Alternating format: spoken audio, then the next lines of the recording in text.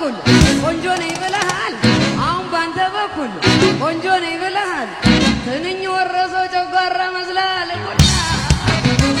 አሃይ ወለ ያጎረሰኝ እጅሽ በረመይሳት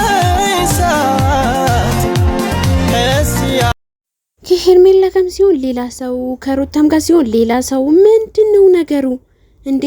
ሄርሜላ ጋር ስትመጣ በቃ እንደ ሄርሜላ ምንም እንዳልተፈጠረ ነገር ሆነ ታወራት አለ እንደፈለክ ትሆናለ። ሩታ ጋር ስትሄድ ሚስትህ ጋር እስኪ የገዛ ሚስትህ ጋር ህጋዊ ሚስትህ ጋር ስትሄድም ምንም ነገር እንዳልተፈጠረ በቃ ይቅርታ እያለቀቀስክ ምናምን ነገር ትላለክ።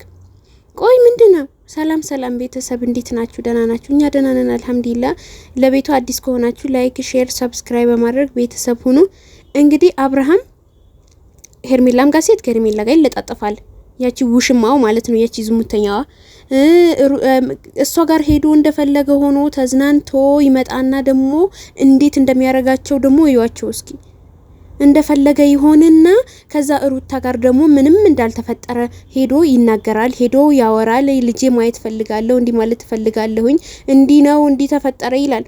ቆይ ግን ቤተሰብ የምር እኛ ሩታን ብለን ሩታ እንደዚህ ያረገች ሩታ ጥፋተኛ ነች። አሁን ላይ ጥፋተኛ ያረግን ያለ ነው በሩታ ነው። ስለዚህ ሩታ ሳትሆን ጥፋተኛው እሱ ነው ማለት ነው።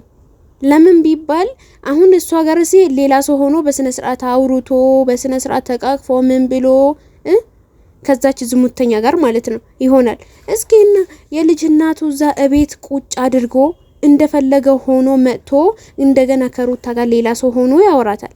ይሄ አግባብ ነው አይደለም። ስለዚህ ሩታ በጣም ትግስተኛ ነች በጣም ማለት ነው። አብርሃም ግን አሁንም ቢሆን ጥፋት አለበት። አሁንም ቢሆን ጥፋተኛ ነው። ሙሉ ለሙሉ ከዛች ልጅ ሩቆ ስልኳን ብሎክ አድርጎ በቃ ሁሉም ነገር ከሷ ህይወት ወጥቶ እሱም ከህይወቱ ትውጣ። ሲጀመር እሱ ከህይወቱ ካስወጣት እሷ የምትመጣበት ጉዳይ ምንም ነገር አይኖርም። ሩታ እኛ ዝም ብለን ነው እንጂ ጥፋተኛ ያረግናት በዚህ በሰሞኑ በተፈጠረ ነገር። ሲጀመር ሩታ ምንም ጥፋት የለባትም። ልክ ነች።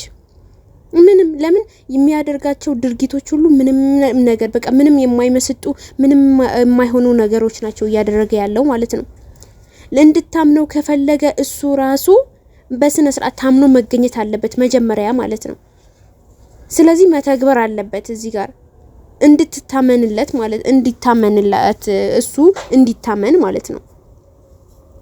እና ራሱ ያው ችግሩ በራሱ ነው። የራሱ ጥፋት ነው። ካስሩ ጋር ባይለጣጠፍ ከሷም ጋር ባያወራ የሆነ ፍንጭ ባታገኝ ዝም ብሎ ሰው አወራ ብላ አታወራም ሲጀመር ሩታ ማለት ነው።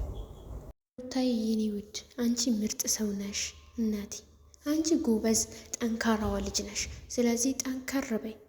ያሉባልታዎች አትስማይቸው። አንቺ ባለሽበት ጠንካራ ሁኚ። እነዚህ ያለቅላቂ እንደዛ ዝሙተኞች ታያቸው ያንቺ አይሆኑሽ ሲጀመር